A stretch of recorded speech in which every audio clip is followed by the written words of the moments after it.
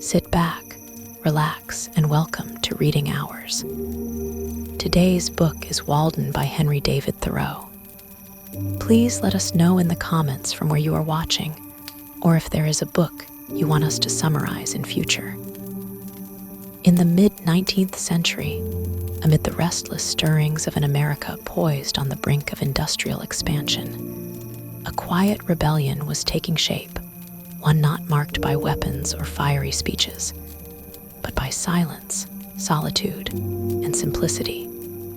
It was in this spirit that Henry David Thoreau withdrew from the noise of Concord, Massachusetts, and ventured into the woods near Walden Pond, where he built a small cabin and lived deliberately for 2 years, 2 months, and 2 days. The result of that radical experiment in self-reliance and introspection was Walden, first published in 1854, a book that continues to stir minds and challenge assumptions more than a century and a half later. Thoreau wasn't just escaping society, he was confronting it. He sought to test a life stripped of excess, governed by nature's rhythms rather than clocks, and infused with philosophical inquiry rather than material ambition. At its core, Walden is not merely a diary of rustic living. It is a provocative call to awaken. It argues, with poetic clarity, that the true cost of a so-called comfortable life may be one's spiritual and intellectual freedom. In a world that increasingly prizes speed, productivity, and accumulation, Thoreau posed a haunting question. What if the life we've been told to want isn't worth living? The book unfolds in a series of chapters that blend narrative, observation, and reflection. Thoreau begins with a lengthy meditation on economy, not just of money, but of time and thought. He discusses shelter, food, clothing, and work, but always through a philosophical lens. From the change of seasons to the calls of loons on the lake, from bean fields to books, each detail becomes a doorway into deeper truths. The structure is loose yet deliberate, mimicking the unhurried rhythm of nature itself. Though widely revered today, Walden did not enjoy immediate commercial success. In Thoreau's lifetime, it sold only a few thousand copies. Yet over time, it gained recognition as a foundational text of American literature, environmental philosophy, and civil disobedience. Figures like Mahatma Gandhi, Martin Luther King Jr., and countless environmental thinkers have drawn from its well of quiet resistance. And still, debates persist. Is Thoreau a model of integrity, or a privileged eccentric playing at poverty with Emerson's safety net nearby? Was his solitude authentic or idealized? These tensions only enrich the text, offering fertile ground for readers to grapple with their own views on freedom, nature, and the meaning of a good life. Thoreau begins his account not with the picturesque tranquility of the pond, but with a striking confrontation, one aimed not at nature, but at the very structure of society. He dives into a long meditation on economy, not merely dollars and cents, but the fundamental costs of existence. The question he poses to his readers is sharp and uncompromising. How much of what we consider necessary is truly essential? And at what point does our pursuit of comfort become the source of our enslavement? He addresses his audience directly, almost impatiently, as if shaking them awake from a collective sleep. The mass of men, he writes, lead lives of quiet desperation. In that single phrase, he sums up the silent suffering he sees all around him. People toiling endlessly for material gains, locked into routines they detest, governed by the illusion that more is always better. For Thoreau, this isn't just tragic, it's absurd. Why live shackled to social expectations when a life of freedom and meaning is within reach? From the outset, he makes clear that his experiment at Walden Pond was not an attempt to live out a romantic fantasy of the woods, nor a retreat into idleness. It was a deliberate act of reduction, a stripping away of all that was not vital. He wanted to discover whether life, at its most basic, could offer more truth than all the comforts civilization pretends to provide. He believed the answer was yes. To live deliberately, he says, is to front only the essential facts of life and see if one might learn what it had to teach, lest one come to the end of life and discover that they had not lived at all. But before that philosophical clarity comes the practical foundation. Thoreau breaks down the material components of his lifestyle in detail, how he acquired his tools, what he spent on nails, the cost of lime for whitewashing his chimney. These details aren't just record-keeping, they're declarations. By showing how little it took to live simply and comfortably, he offers an implicit critique of the labor systems that demand lifelong toil for mere subsistence. He builds his cabin with second-hand boards and his own hands. He calculates the total cost of construction at just under $29. In a world where people mortgage decades of their lives for a home, Thoreau's humble shelter stands as quiet rebellion. He turns next to the idea of clothing and food, two other pillars of survival.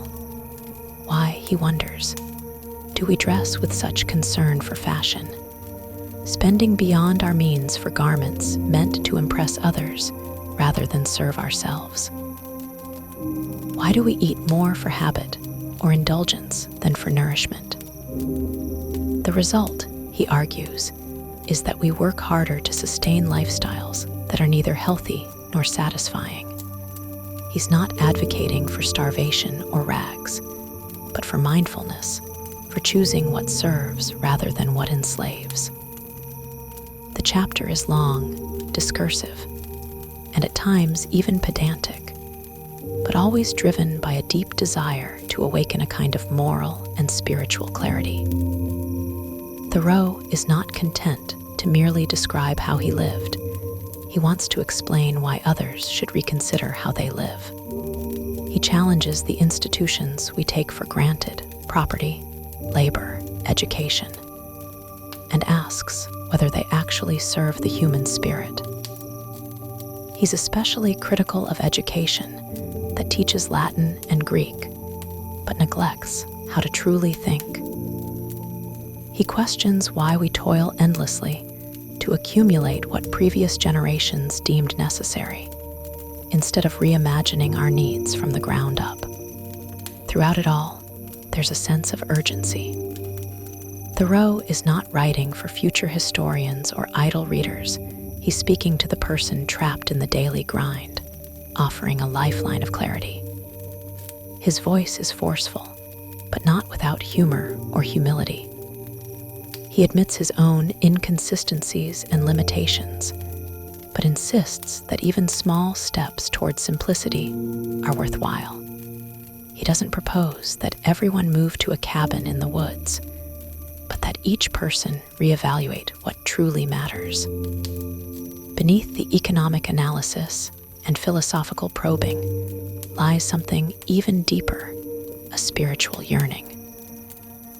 Thoreau believes that by clearing away the clutter of modern life, we might uncover the sacredness of existence itself. He suggests that time is our most precious resource, and to spend it in pursuit of hollow goals is to squander our very soul. Freedom, for him, is not merely political or economic. It is the ability to wake each day and choose how to live with intention and awareness. The image of a man alone in a hand-built cabin by a quiet pond may seem simple, even quaint. But what Thoreau offers in this first chapter is nothing less than a manifesto.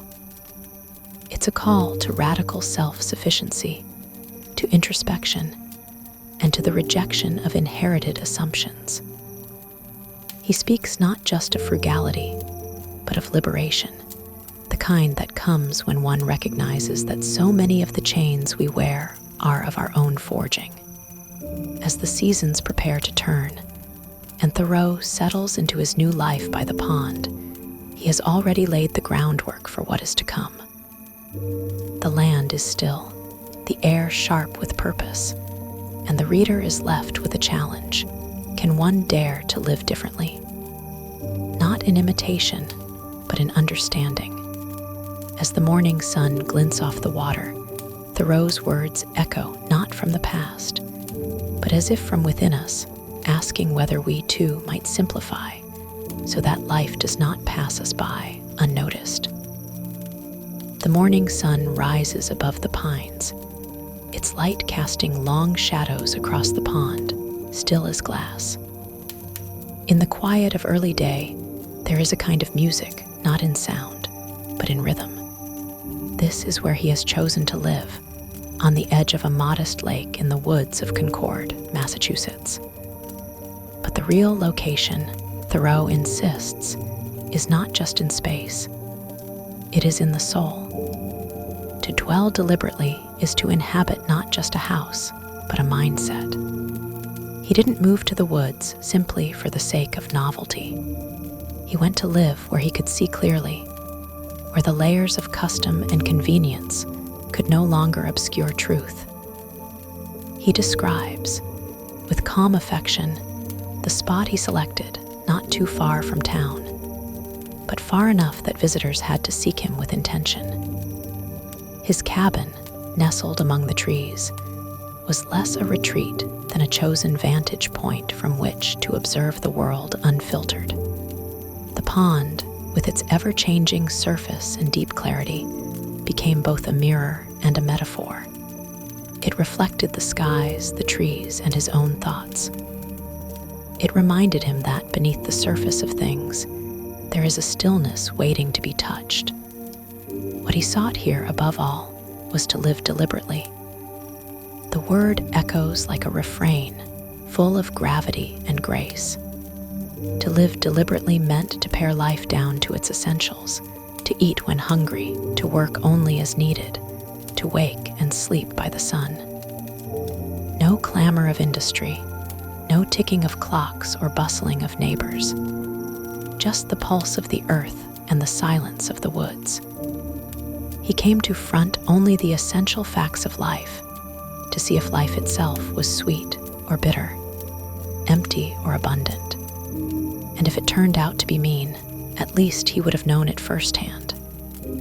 But if it was sublime, he would live it fully, tasting every moment. Too many people, he believed, sleep through their days. They are born, they work, they die, and never once ask why. Never once consider whether the path they walk is their own. They accept the customs of their forebears, like hand-me-down clothing, ill-fitting and worn thin.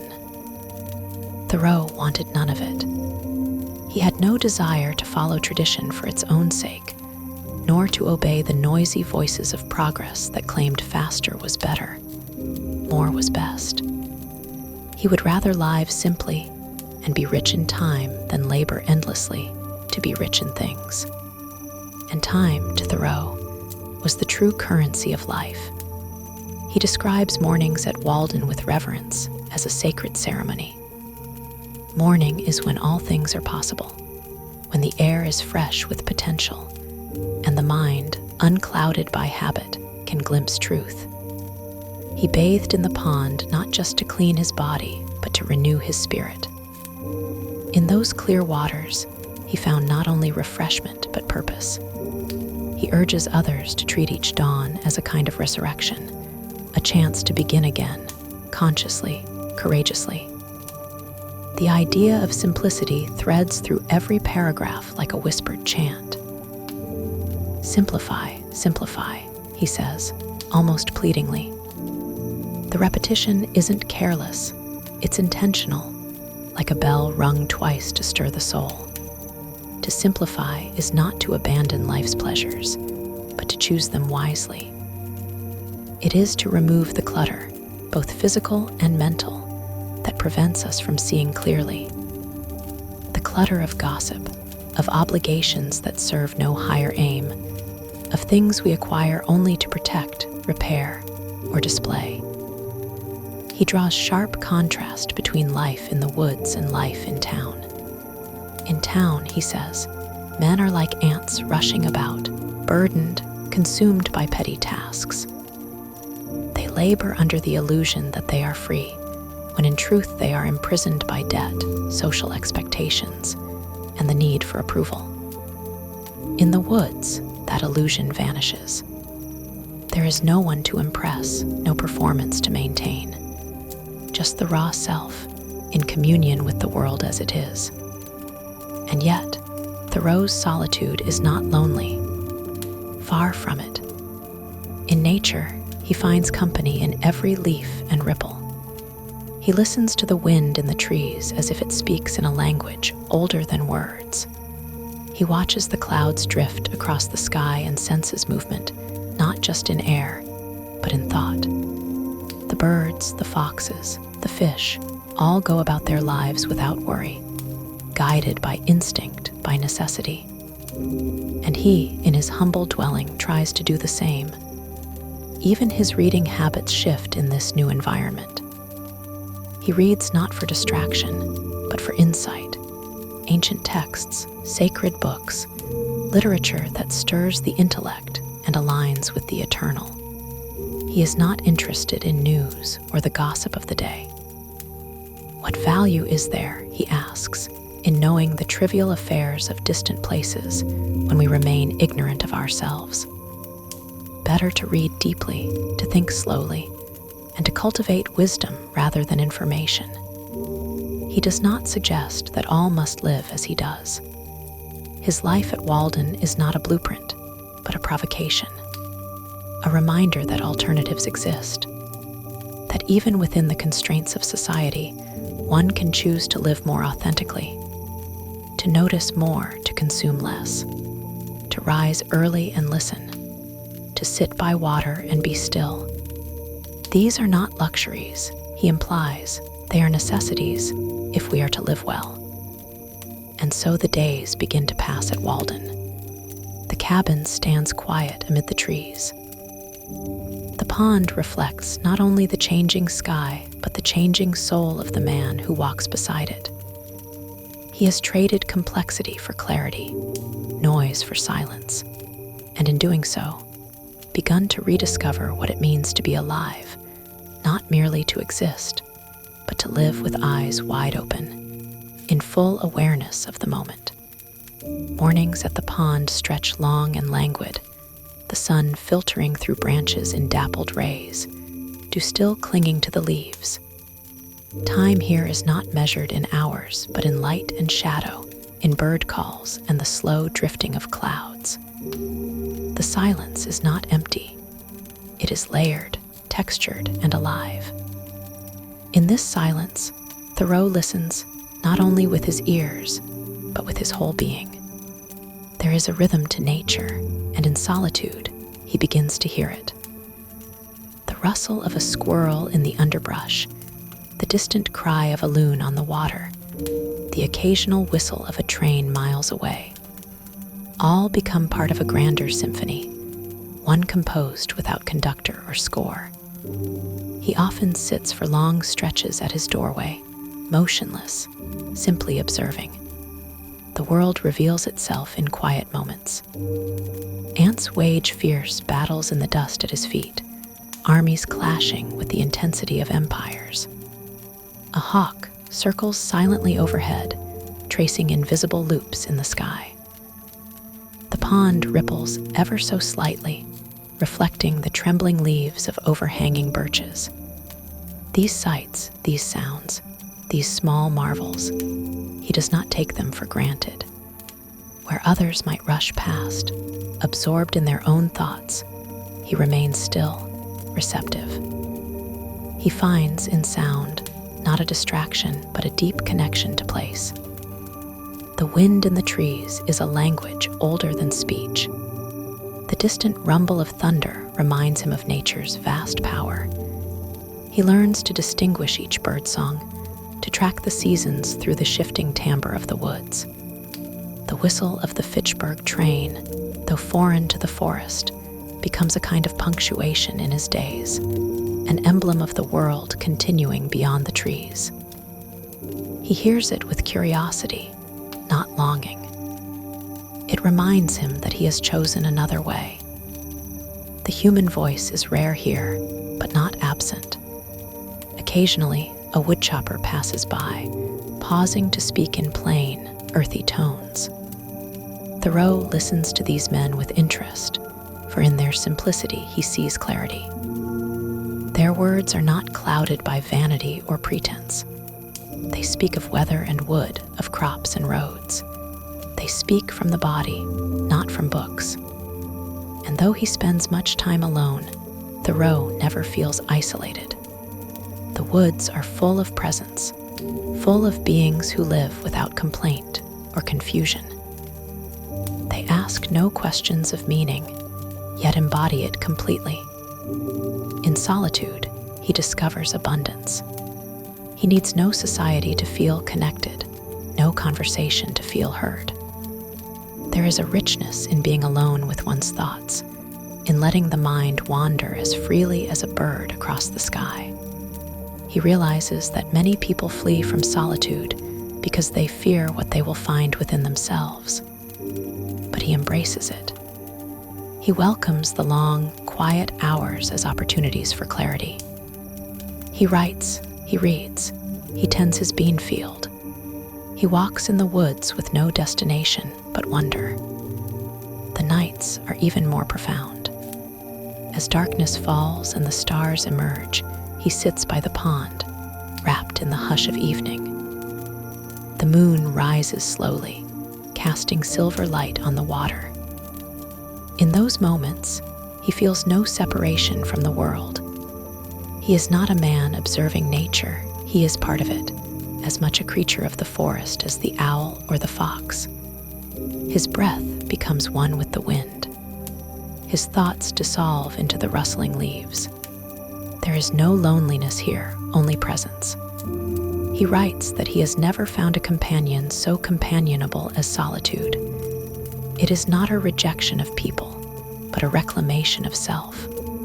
To be alone and content, that is the true test of one's spirit. And in that space, he confronts himself honestly, without the noise of society, without the mirror of others' opinions. He can see himself clearly. His flaws, his desires, his aspirations, they are no longer distorted by comparison. He is simply a man among trees, striving to live truthfully. His days develop a rhythm, not imposed by clocks, but guided by nature's own cadence. He rises with the sun, eats when hungry, works when needed. He reads the classics, savoring their wisdom slowly.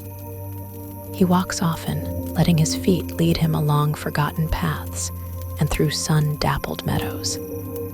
He watches the seasons shift, the thawing of ice, the budding of leaves, the arrival of migrating birds. Each change feels significant, a small revelation. He is no longer a spectator of life, but a participant in its unfolding. Sometimes, in the hush of twilight, he hears a fox bark or a raccoon rustle through the undergrowth. These small encounters thrill him more than any city news. They are proof of the life all around him, persistent and unassuming. There is nothing artificial here, no pretense.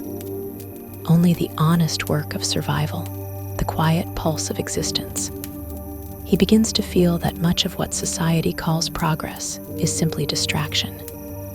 The more we invent, the further we drift from ourselves. But nature draws him back. The pond, in particular, becomes a kind of oracle.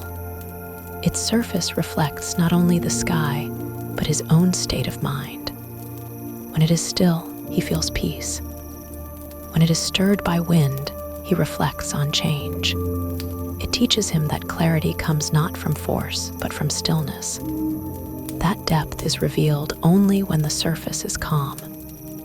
As summer deepens, his days become slower, more inward. He feels less need to record every observation. It is enough to be. Enough to wake, to see the light through the trees, to step outside and breathe deeply.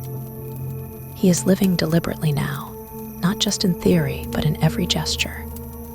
His needs are few, his mind is full, his heart is quiet. The world has not changed, but he has. And in the hush between birdsong and breeze, he begins to understand what it means to be truly alive.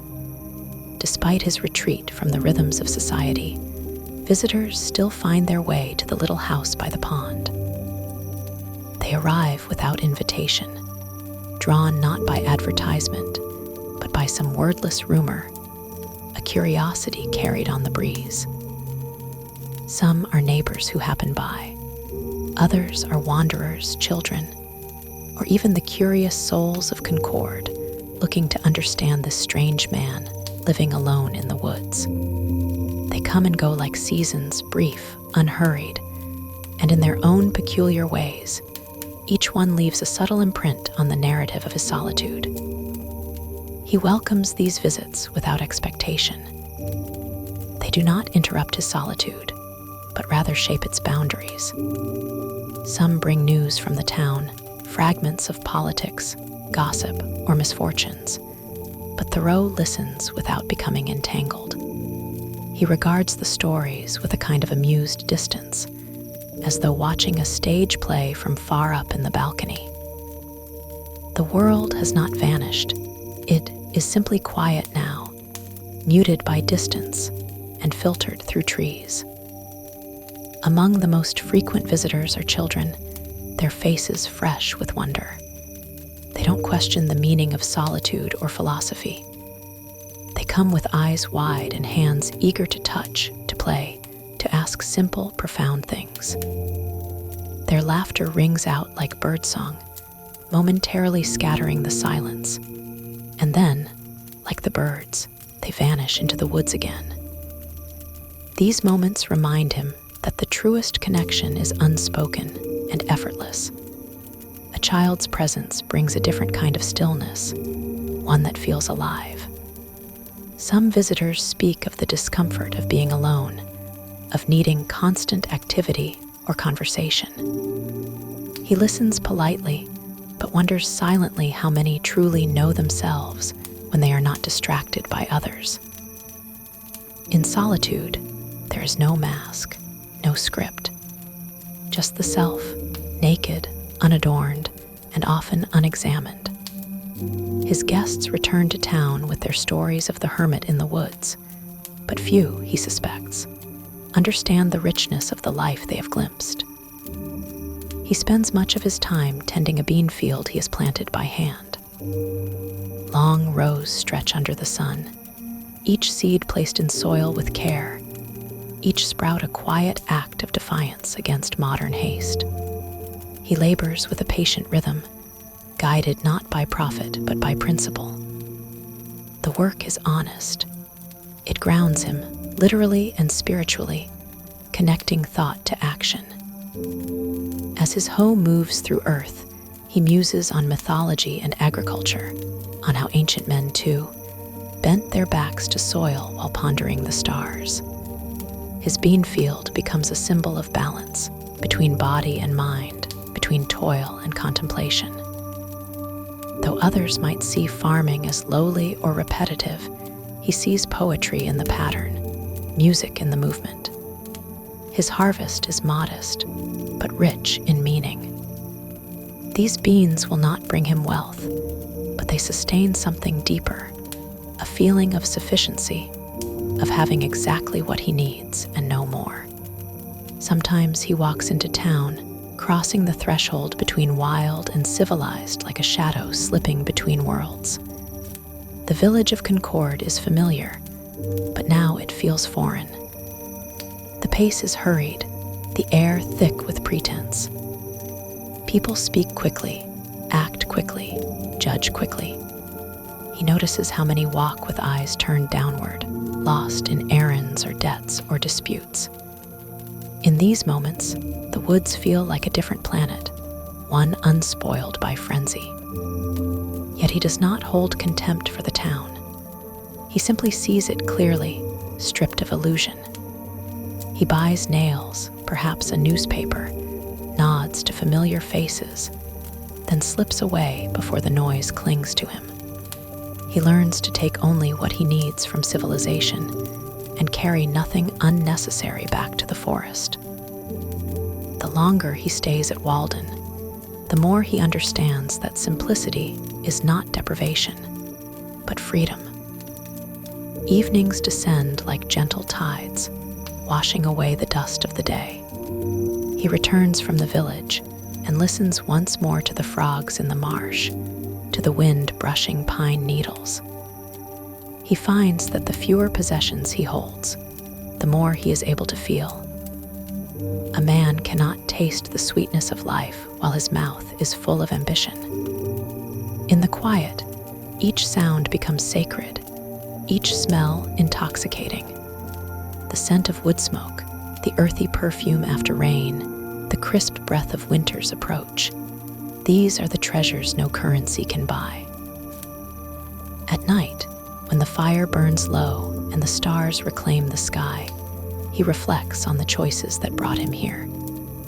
He did not come to Walden out of bitterness or exile, but out of yearning, a hunger to live without compromise. What he builds here is not just a cabin, but a way of seeing. A philosophy shaped not in libraries, but under open sky. It is not a rejection of society, but a call to awaken within it. He does not wish others to flee to the woods, but to find the Walden within their own lives. He is often asked what he does with all this time.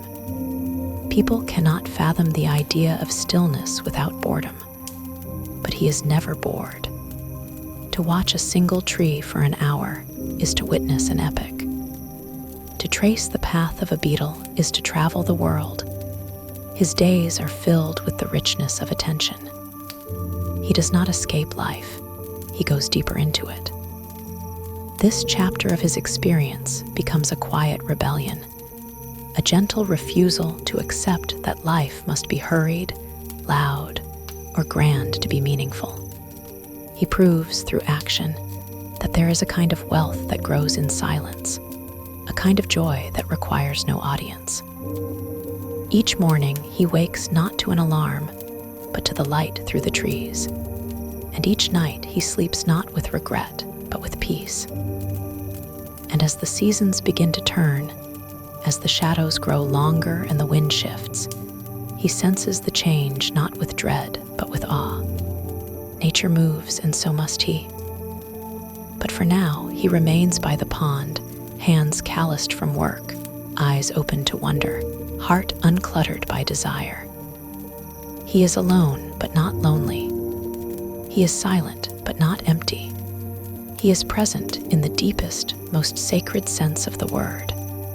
There are mornings when the fog clings to the surface of the pond like a veil, and the world seems caught between dreaming and waking.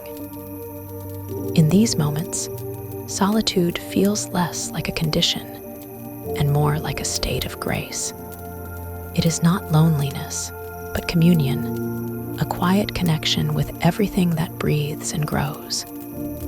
The trees whisper in a language older than words, and Thoreau listens with a heart that has learned to stop speaking.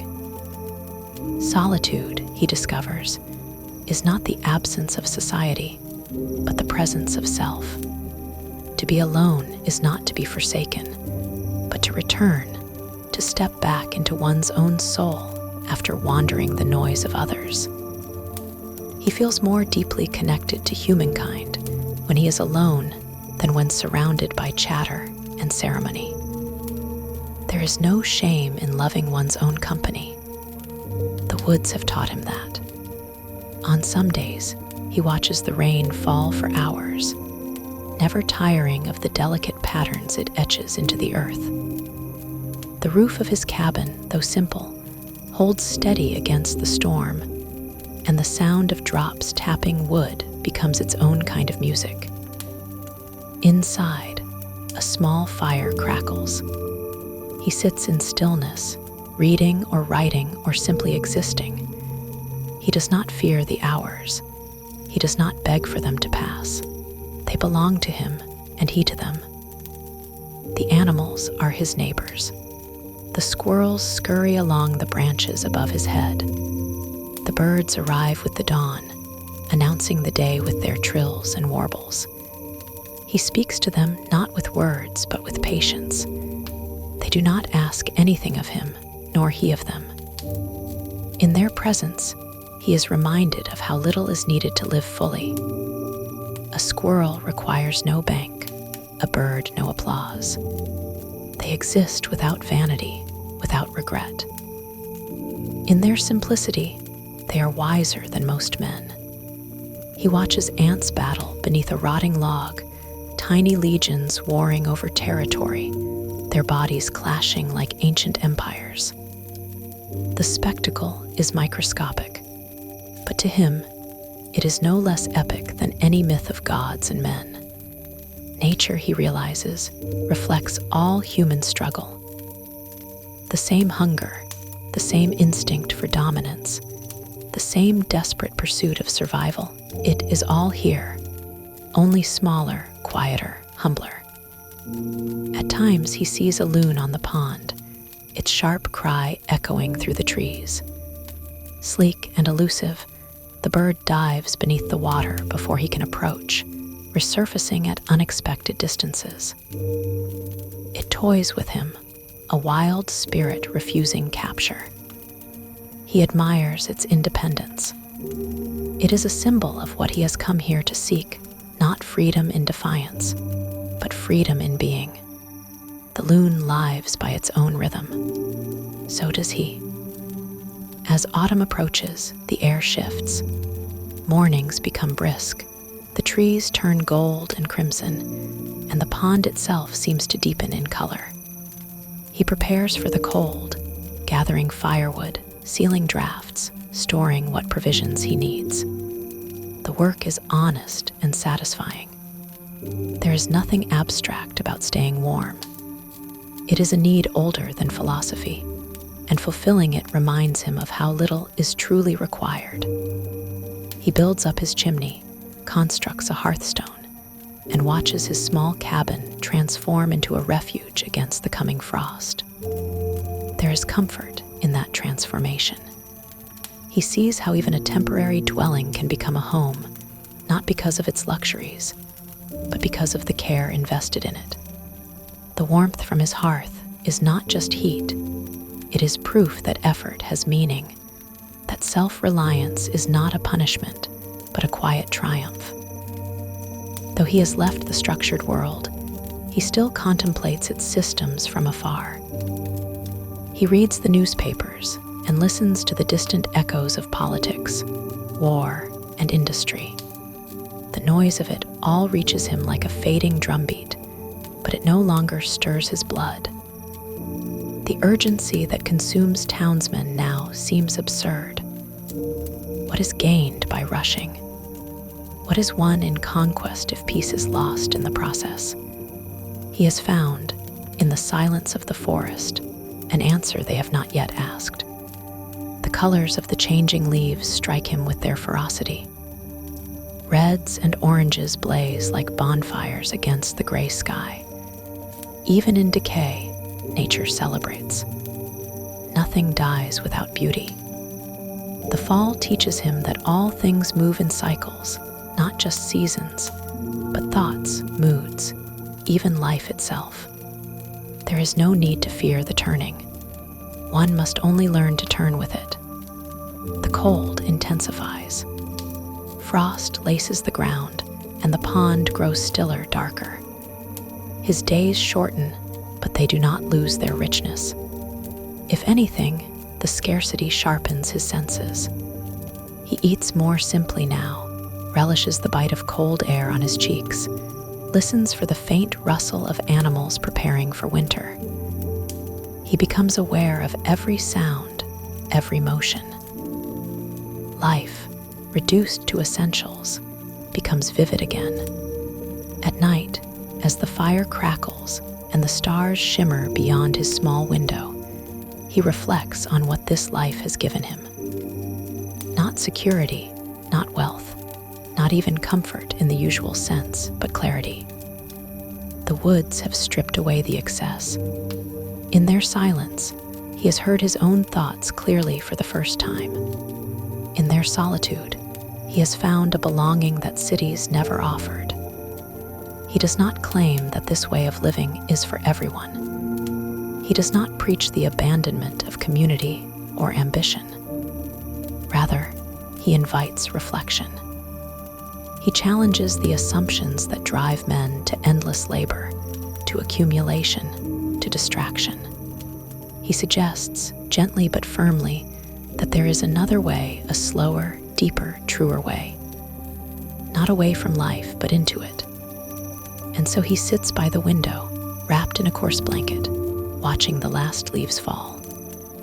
The pond lies quiet beneath a sky the color of iron. Smoke rises from his chimney. The world beyond is distant now, a far-off murmur. Inside, all is still. And within that stillness, he discovers the vast, untamed country of the soul. Winter descends with an unhurried authority, coating the landscape in frost and silence. The wind becomes a more constant companion, whistling through the trees with sharp, icy breath. Snow arrives slowly at first, drifting down in soft flurries, then more surely, layering the forest in white, muffling the world like cotton around a clock. Time still ticks, but more quietly now. The days are short and blue-hued, the nights long and full of starlight. In this season of stillness, everything seems pared back to its essence. No pretense, no flourish, just existence in its rawest form. The pond freezes over. Its surface, once fluid and expressive, becomes glassy and rigid. Yet even frozen, it holds life. Thoreau walks out onto it, marveling at the strange intimacy of standing atop a body that once held him afloat. Beneath his feet lie hidden stories, fish moving slowly, water silent but not dead. Ice forms in translucent layers, each with a different pattern, a different density. The sun glints off it in the mornings, and in the evenings, the moon casts a pale glow that turns the frozen sheet into a luminous field. He sees in it a metaphor for himself, solid on the surface, but still stirred by unseen depths. Though the cold bites at his fingers and stiffens the ground beneath him, he does not find winter cruel. It is rigorous, yes, but not malicious. It demands preparation, attention, a kind of reverence, and it rewards those who meet it honestly with warmth, clarity, and an intimacy that summer rarely offers. The fire becomes more than just a necessity, it is a ritual. Tending it is like tending the soul, careful, patient, deliberate. Each log that burns releases more than heat. It emits memory, intention, effort. In winter, the mind sharpens. Thoreau finds himself thinking more deeply, more slowly. The distractions of external life, the clamor of towns, the need for performance, have long since fallen away. What remains is thought in its purest form, unhurried by clocks or calendars. He reads more intently, writes with more precision. Ideas germinate in the hush. He considers morality, nature, economics, and eternity. In the white clarity outside his window, he finds a canvas for contemplation. The sound of an axe biting into wood echoes through the still air. He splits logs with deliberate rhythm. each swing a reminder of his place in the world, not above it, not apart from it, but within it. The sweat that beads on his brow, even in the cold, is honest labor's mark. No task feels menial when it serves a real purpose. Gathering wood is not drudgery. It is communion with necessity, a dialogue with survival. There is no separation between body and mind here. Both are employed, both fulfilled. Visitors come more rarely now. Those who venture out in the cold are of a different sort, wandering philosophers, neighboring farmers, men curious about the experiment unfolding at the pond's edge. Their conversations are sparse but meaningful. There is no small talk in the dead of winter. Words are like breath, precious, warm and visible only in the air for a moment before vanishing. These brief encounters do not disrupt his solitude. They complement it, reminding him that solitude is a choice, not an exile. One visitor, a poet from a nearby village, speaks of beauty in barren things. Another, a hunter, marvels at how quiet the woods have become. They share bread, sit by the fire, and speak little. It is enough. In these simple exchanges, Thoreau sees a truth that connection need not be constant to be genuine. Sometimes presence, not speech, is the truest form of fellowship. The animals behave differently now. The chipmunks are gone, tucked away in burrows. The birds are fewer, their songs quieter, more occasional. But the fox still trots across the snow with practiced ease. Rabbits leave faint tracks in the morning. He studies these imprints with the care of an archaeologist decoding a vanished civilization. Each trail tells a story, a journey made in the night, a search for food, a moment of hesitation. The snow becomes a record of lives too silent to be heard, but too vivid to ignore. Even the wood he burns tells stories. He splits oak and pine, birch and maple, each with its own scent, its own way of catching flame. Some logs burn quickly, bright and short-lived. Others smolder, releasing heat slowly, steadily. He learns their personalities, learns to stack them in a certain order to keep the fire alive through the longest nights. In this process, he finds metaphor again, how different people, like different woods, burn with different lights. Some flare briefly and vanish, others endure. He dreams vividly now. In the deep hush of winter, the subconscious takes flight. He dreams of spring, of leaves unfolding, of warm rain tapping on the roof. But he does not yearn for it. He lets each season have its place, its moment.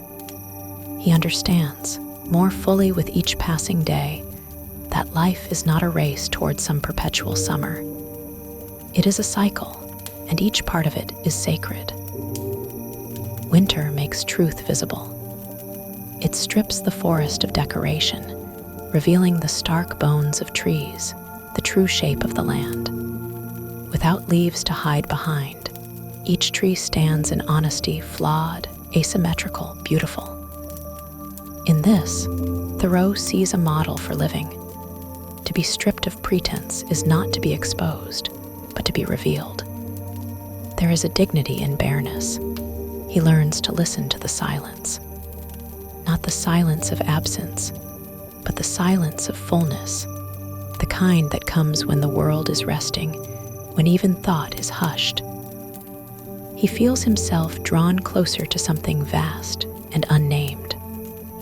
Call it nature, call it spirit, call it self. Whatever it is, it does not require naming to be felt. It fills him in moments when no words are spoken, no action taken.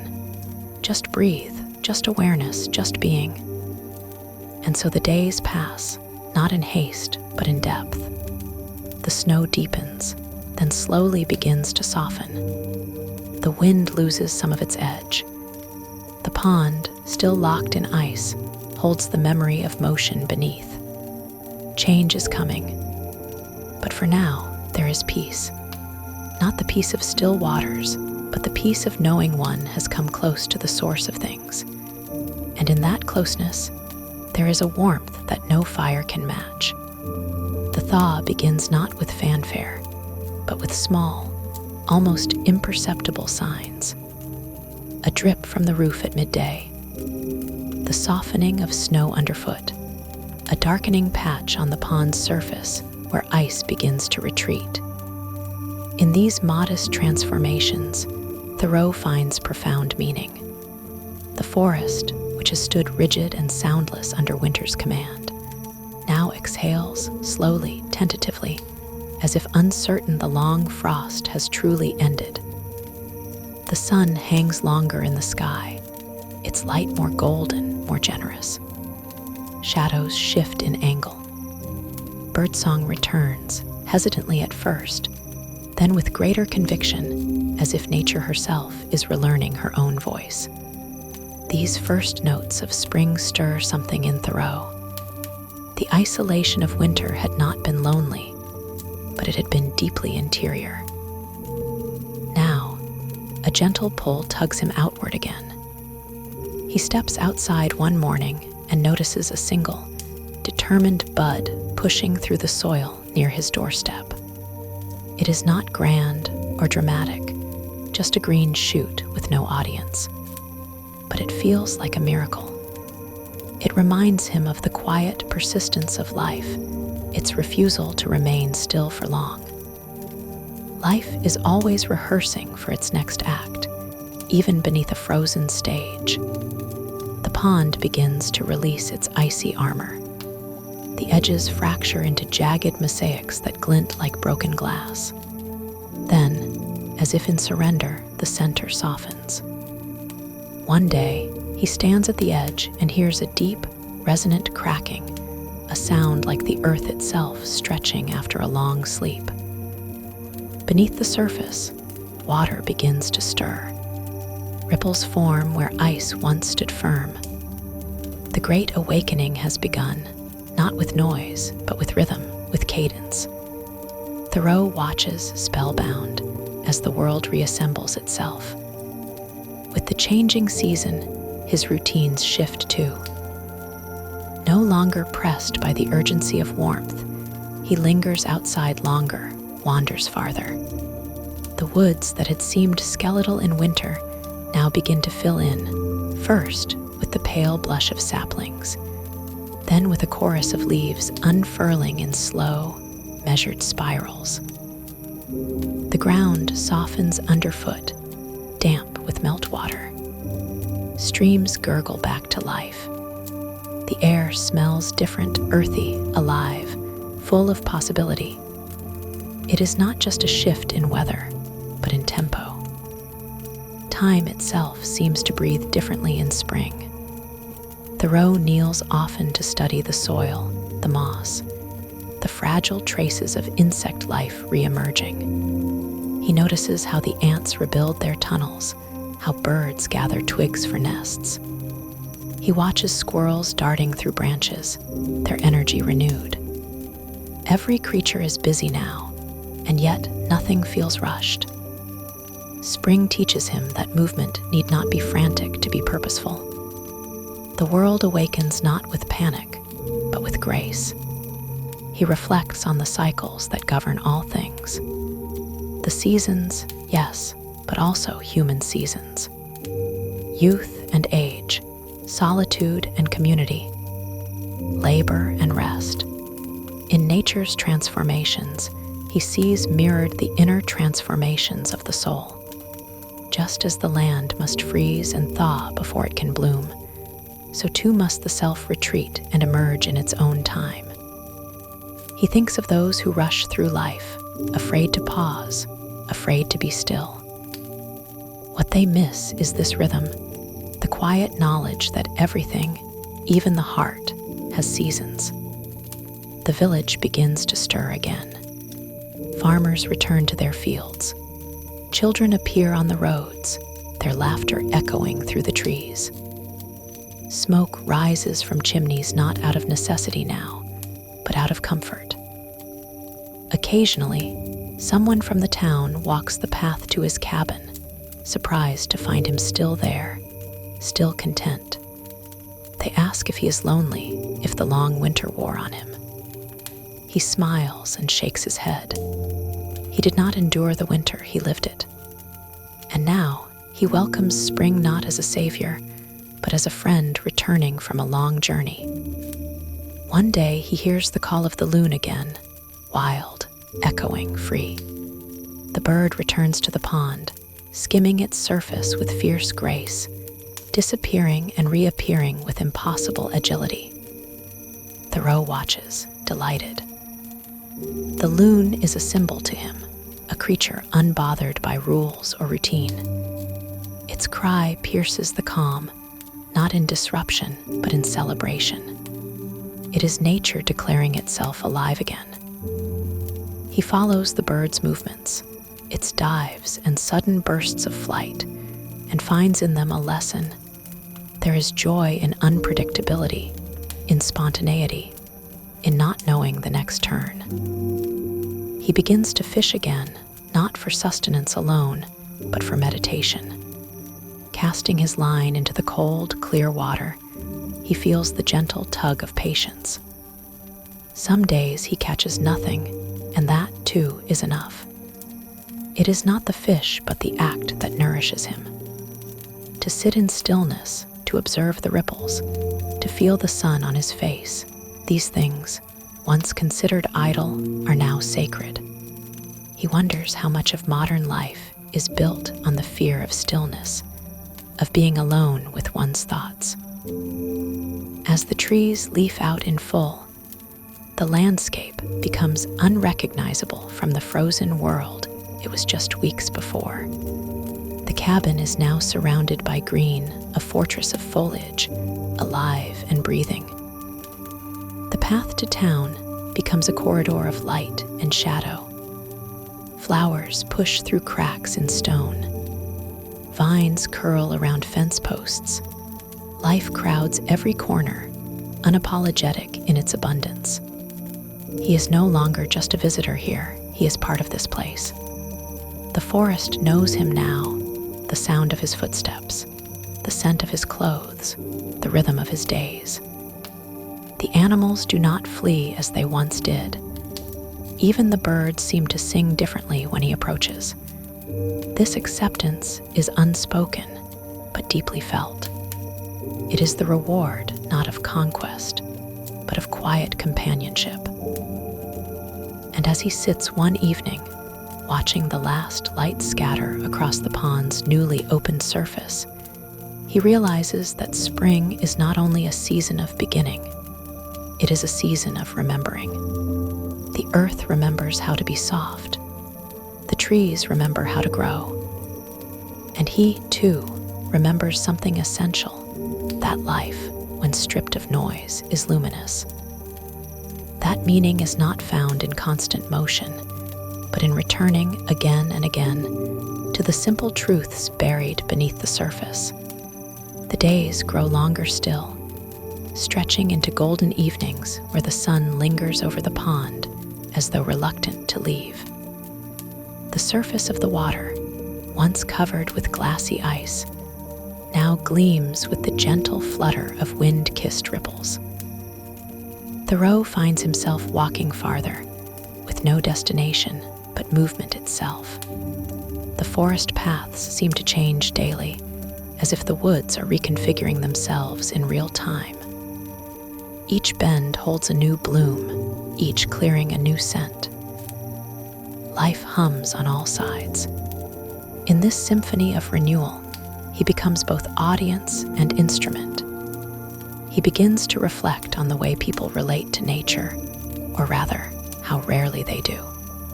Most, he thinks, walk through the woods with their eyes fixed on the ground, consumed by their own thoughts, oblivious to the world breathing around them. They extract resources from the land, but never learn from it. They see trees as lumber, ponds as obstacles, birds as background. To Thoreau, This blindness is a tragedy. Nature is not merely a backdrop to human drama. It is the drama itself. It is scripture written in sunlight and soil, in birdsong and breeze. It is, in many ways, a clearer text than any ever printed. On one of his walks, he comes upon a fox. It does not run. Instead, it stands still, watching him with unblinking curiosity. For a moment, their worlds touch. Two creatures, both solitary by nature, held in mutual recognition. The fox turns and slips into the underbrush, and Thoreau is left with a feeling that defies words, a silent understanding that this world does not belong to man alone. It never did. He speaks often of the morning, not just as a time of day, but as a state of being. To him, morning represents clarity, potential, the purity of a mind unburdened by yesterday. He rises early before the sun and listens to the world awaken.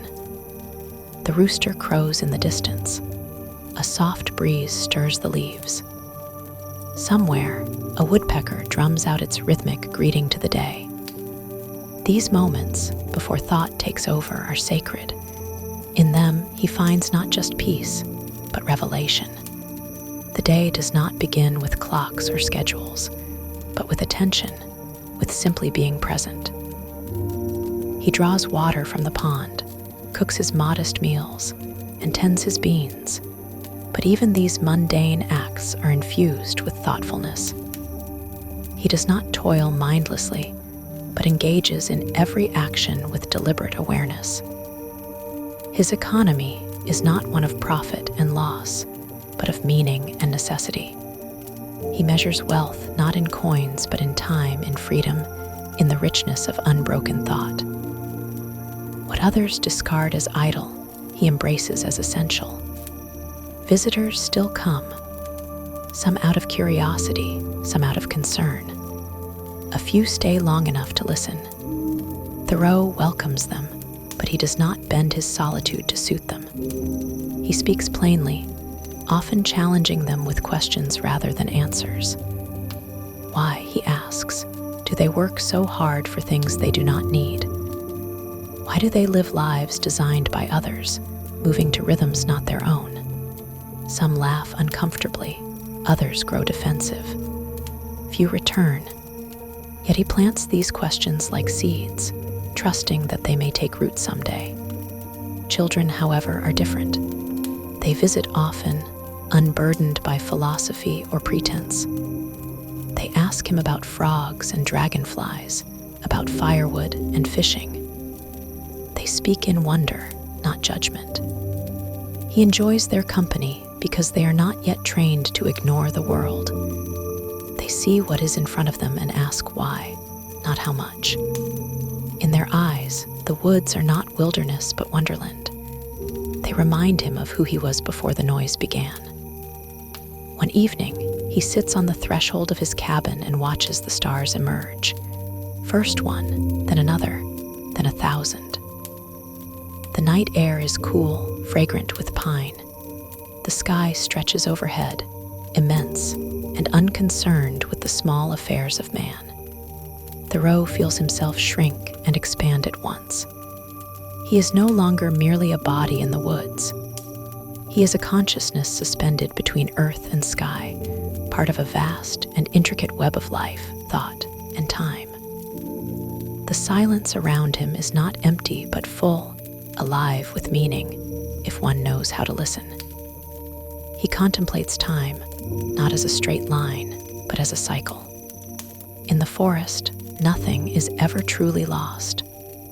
The fallen leaf becomes soil. The decayed log births fungi. Even the dead bird returns to the earth to nourish new life. Everything is reused, nothing wasted. This, he believes, is the ultimate lesson.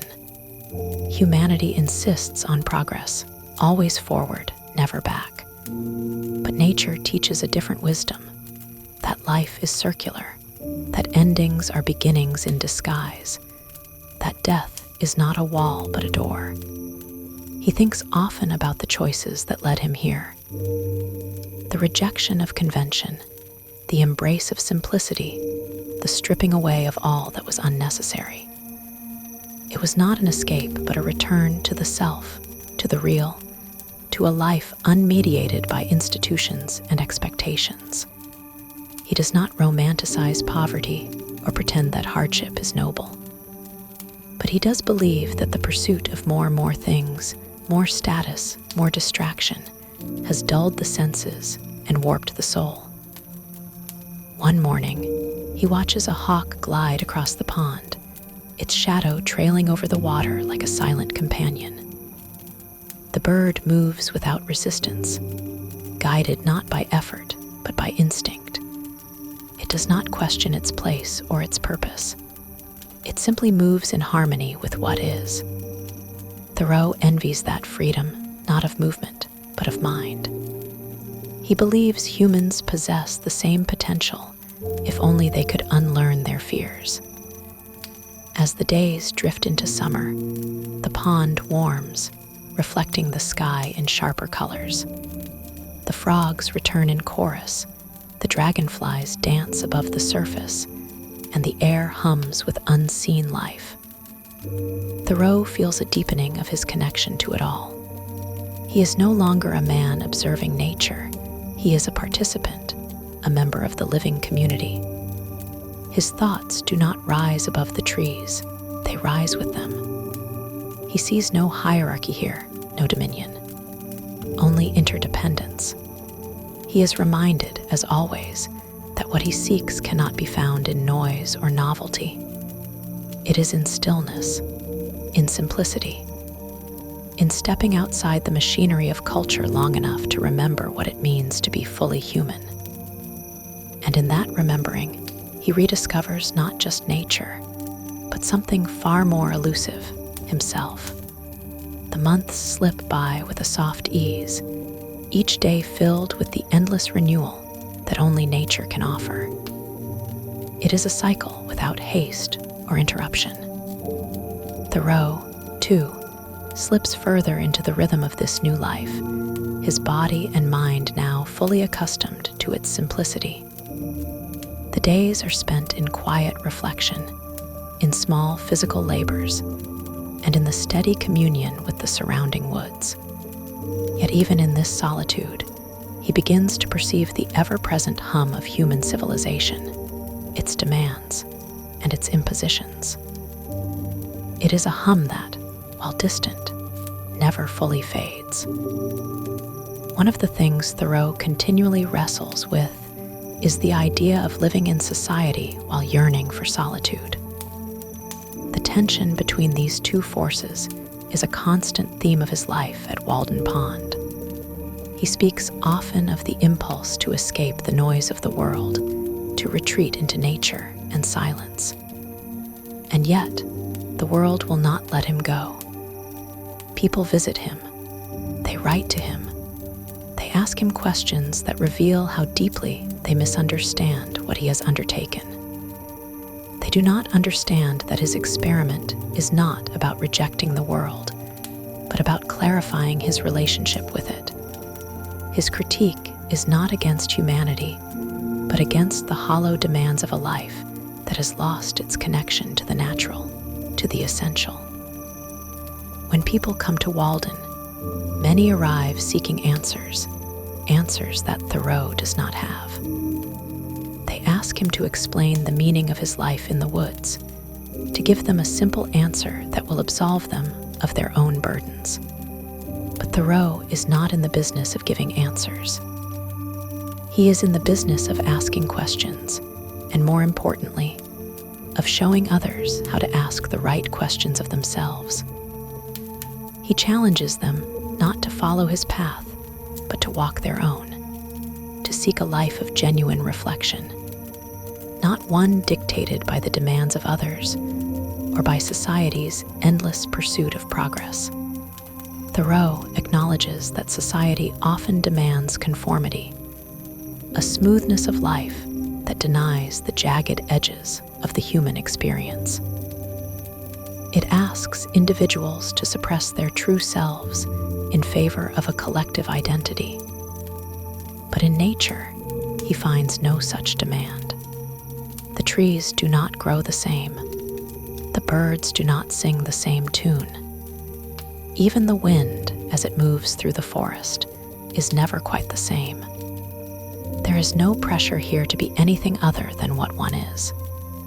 He feels that this freedom, the freedom to be oneself, truly and fully, is the great gift of nature. It is a gift that the world outside of the woods does not give, or at least does not allow. Yet, despite this deep sense of solitude, Thoreau's critique is not an isolated one. He still longs to be part of a larger dialogue, to contribute to a conversation that stretches beyond the pond. He often writes letters to friends, engages with the people who pass by, and even attends lectures. He is not an ascetic, retreating from all human connection, but a man seeking to recalibrate his relationship to the world. And the means of this recalibration is simplicity. The simplicity that Thoreau speaks of is not an empty void of existence, nor is it the sterile and joyless minimalism that many people reduce it to. It is a rich simplicity, one that involves stripping away all the distractions, the layers of societal expectations, and finding the space to exist in a more authentic way. It is the simplicity of a life lived with intention, a life in which every action, no matter how small, is deliberate. When he tends to his garden, for example, it is not a mere task. It is an act of mindful engagement with the land, a reminder that his life and his sustenance are interconnected with the earth. He often speaks about the value of self-reliance, a principle that many in the modern world misunderstand. To Thoreau, self-reliance is not about avoiding others. It is about understanding one's own needs, desires, and limitations. It is about making choices based on one's own reflections, rather than on the expectations of the broader society. It is a constant practice of aligning one's external actions with an internal sense of purpose. This practice, for Thoreau, leads to an unshakable inner peace, because when one is no longer trying to live up to external demands, one can live authentically. And in this authenticity, Thoreau believes, lies true freedom. Even as the world around him teems with change, Thoreau feels himself becoming more and more attuned to the underlying constancy of nature. The seasons shift, animals are born, flowers bloom, and yet there is a cyclical pattern that remains unchanged. For Thoreau, this cycle is not just a physical one, but a spiritual one. The constant flow of nature mirrors the constant flow of life itself, the inevitable rise and fall, the ebb and flow of human existence. He feels at home in this ebb, as if he too is a part of the rhythm. He begins to see himself not as a solitary figure in nature, but as part of a larger web, a thread woven into the fabric of the world. One evening, as he sits by the water, Thoreau reflects on the strange, constant longing he feels. It is not a longing for something outside himself, but a longing for a deeper connection. It is a hunger for meaning, for understanding. And as the sun sinks below the horizon, casting its final glow on the water, he realizes that this longing, too, is part of the rhythm. It is a desire to align himself with the larger forces of the world, to become one with the natural order.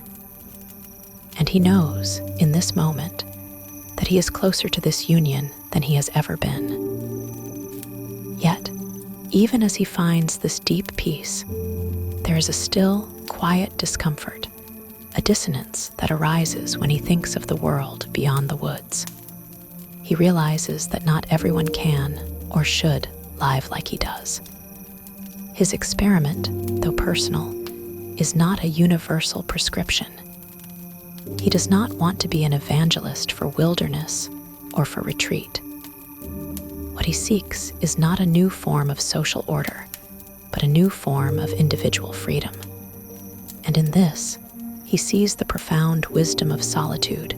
It clarifies the self, allowing it to grow in understanding, in strength, and in purpose. Thoreau's experiment is not the renunciation of society, but the reimagining of how to engage with it. It is not about isolation, but about reconnection with oneself, with nature, and with the world. And as he continues to live at Walden Pond, he discovers that it is not the absence of society that brings him peace, but the ability to listen to its noise without letting it drown out the song of the world that surrounds him. As the seasons turn, Thoreau begins to sense that his time at Walden is drawing to a close. The quiet days he has spent in the woods, filled with contemplation, work, and self-examination, have imparted a deeper understanding of the world and of himself. In the solitude of nature, he has cultivated a sense of clarity that can only be achieved when one is free from the constant distractions of society. But even as he feels the need to leave the pond, he knows that the lessons he has learned will stay with him forever. The passage of time at Walden has taught Thoreau that the trappings of civilization, its distractions, its relentless pursuit of wealth and status, and its insistence on conformity are, in the end, hollow. Society has created a world where people are obsessed with acquiring more, achieving more, and becoming more. But in doing so, they lose sight of the simple joys of life. Thoreau sees this as a form of spiritual poverty, where people are so focused on external success that they forget how to be still, how to listen, and how to live with intention. The simple act of existing, of being present in each moment, has become a rarity in a world obsessed with accumulation. Thoreau's experiment at Walden was not an escape from society, but a way of confronting its shortcomings. He chose to live deliberately in nature to show that it is possible to find meaning, purpose, and fulfillment in the simple aspects of life, working with the land, reflecting on one's thoughts, and observing the rhythms of nature. By doing so, he has created a counterpoint to the fast-paced, materialistic world that surrounds him. Walden is not a condemnation of society, but rather an invitation to reconsider the way people live, to step back and assess what is truly important. In his time at Walden, Thoreau discovers that living deliberately is not about withdrawing from the world entirely, but about participating in it with full awareness. To live deliberately means to make conscious decisions about how one spends their time, how one engages with others, and how one interacts with the world. Thoreau's life at the pond is a testament to the power of intentionality, of living in harmony with one's own principles, without being swept away by the currents of societal expectations. It is a reminder that true freedom comes not from external circumstances, but from within. Yet, even as Thoreau finds peace in solitude, he acknowledges that human beings are inherently social creatures. He has no illusions about the ease of living alone, and he knows that people cannot exist in isolation forever. But he also understands that society's pull can be dangerous, leading people to lose themselves in the pursuit of things that ultimately do not satisfy their deeper needs.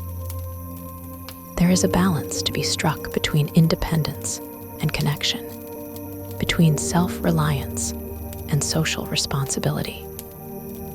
Thoreau's time at Walden, therefore, is not a rejection of society, but an attempt to recalibrate the relationship between the individual and the collective. The lessons that Thoreau learns at Walden are not just for him alone. They are lessons for anyone who seeks a deeper, more meaningful life.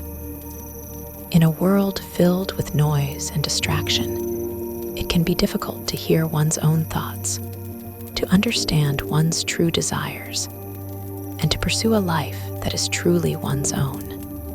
But Thoreau shows that it is possible to strip away the layers of superficiality that cloud our judgment, and to find a path that is authentic and true. His journey at Walden is a call to anyone who feels lost in the chaos of modern life, urging them to slow down, to reconnect with themselves, and to live more deliberately. As he leaves Walden Pond behind, Thoreau reflects on the lessons he has learned. He understands that his time there was not a permanent retreat, but a temporary phase in his life, a phase that has allowed him to see the world more clearly. The experience has strengthened his resolve to live according to his own principles, free from the constraints of societal expectations. He is no longer bound by the need to conform, to accumulate, or to prove himself to others. He has learned to live with intention, to be present in each moment, and to cultivate a sense of inner peace that is not dependent on external circumstances. In the end, Thoreau's message is simple, yet profound.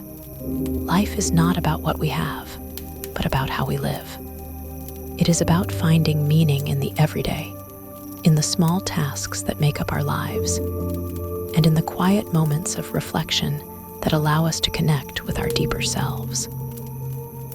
The pursuit of material wealth, social status, and external success may bring temporary satisfaction, but it does not lead to lasting fulfillment.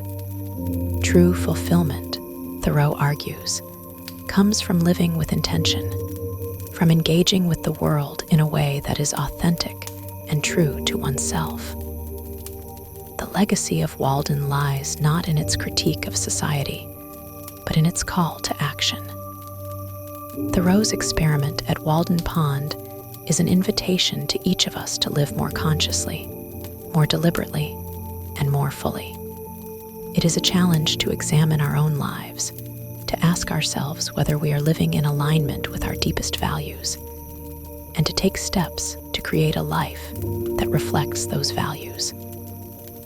Thoreau may have left Walden Pond behind, but the lessons he imparts remain as relevant today as they were when he first wrote them.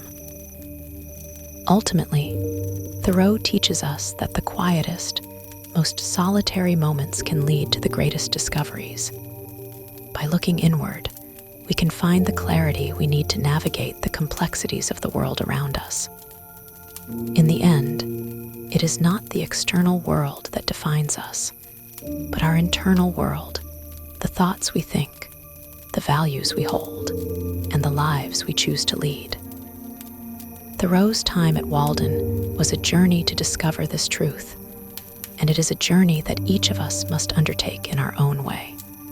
The path may be different for each person, but the call to live deliberately is universal, echoing through the ages and resonating in the hearts of all those who seek to live a life of meaning and purpose.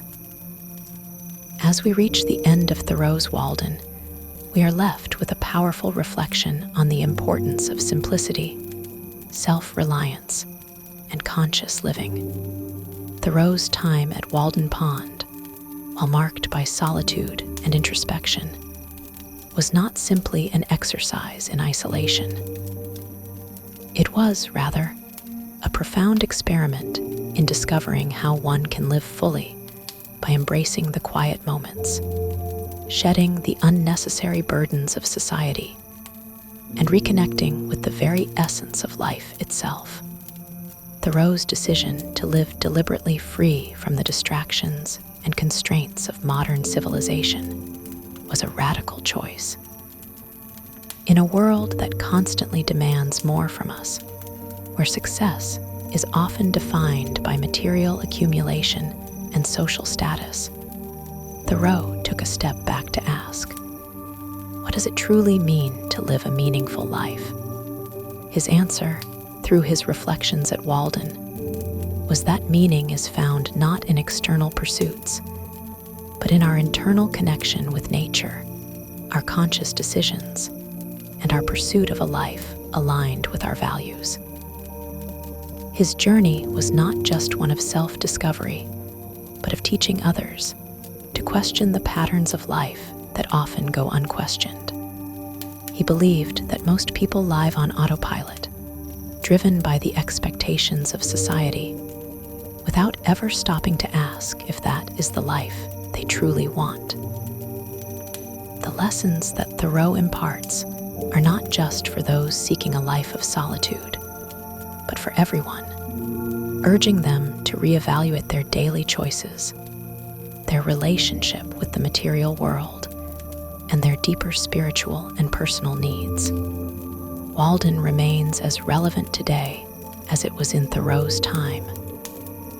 In an age of relentless consumerism, technological distractions, and societal pressures, the core message of Thoreau's work stands as a timeless reminder. Life is fleeting, and it is up to each of us to live it with purpose.